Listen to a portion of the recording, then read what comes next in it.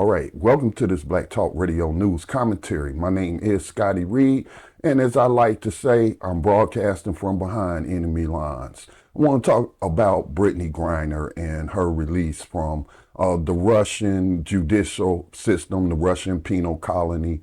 Lots of opinions out there. Most of it I feel like is politicized and rooted in either racism, partisan politics, or homophobia.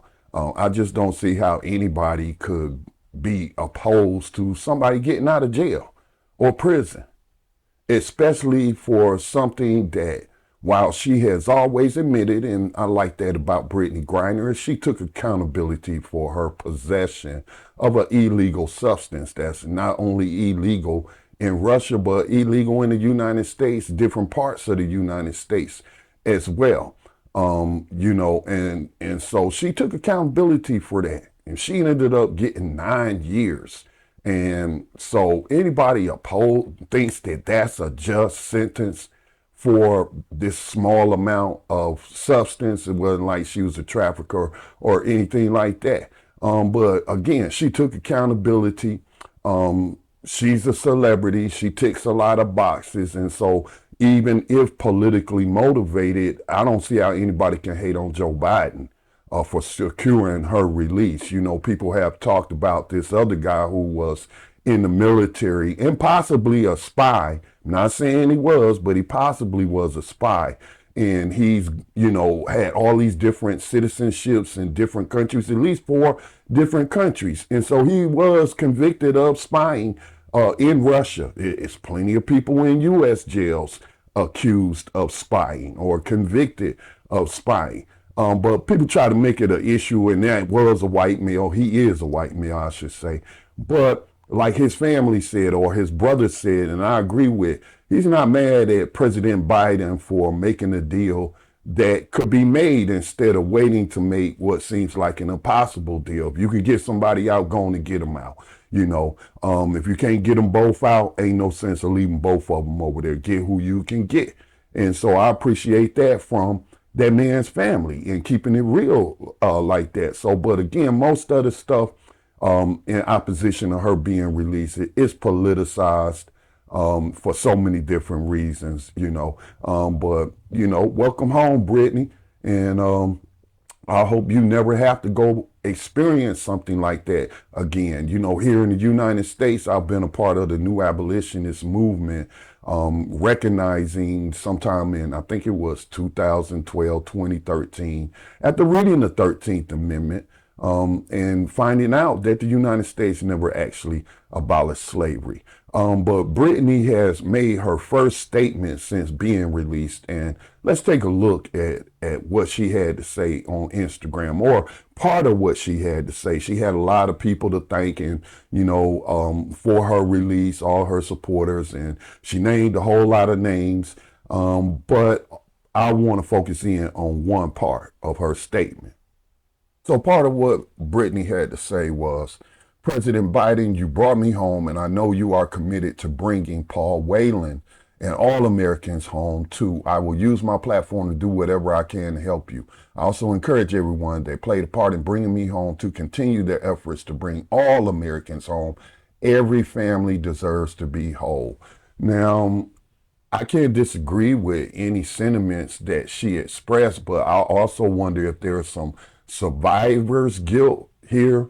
I'm wondering if there's political pressure on her to acknowledge that man and to say she'll use her platform to bring home Americans who are incarcerated abroad.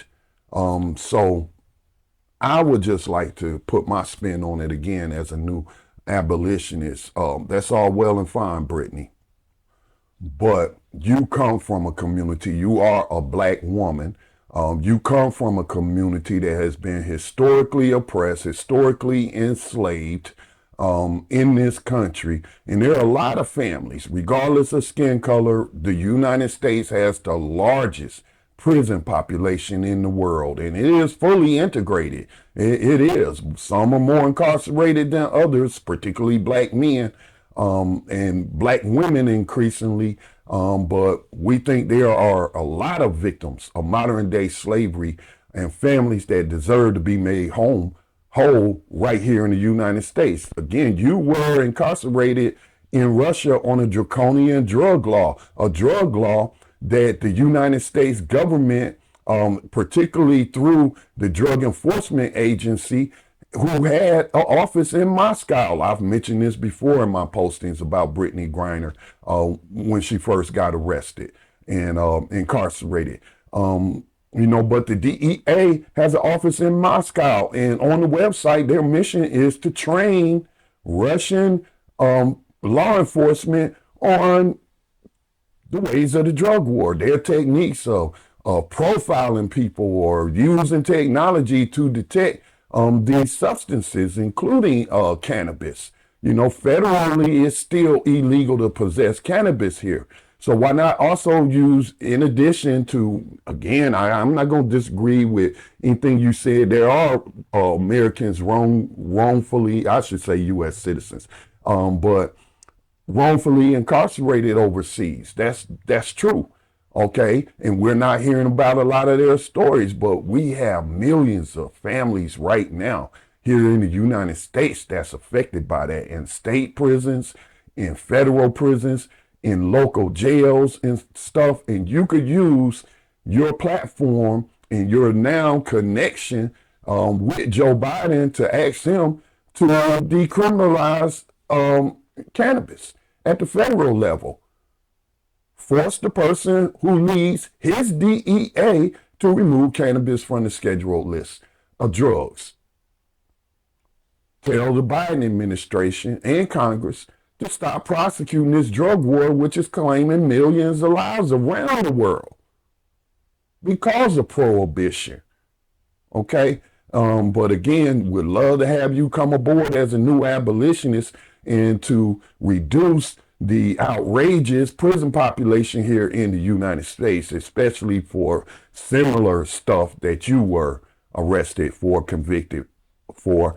Well, actually, you also admitted to it and was incarcerated for. So just a suggestion, can't tell you how to live your life. With that said, peace and blessings to all. Please support independent production of media, particularly Black media, because nobody can tell our stories like us. Make a donation to the nonprofit new media organization, Black Talk Media Project. Peace and blessings to all.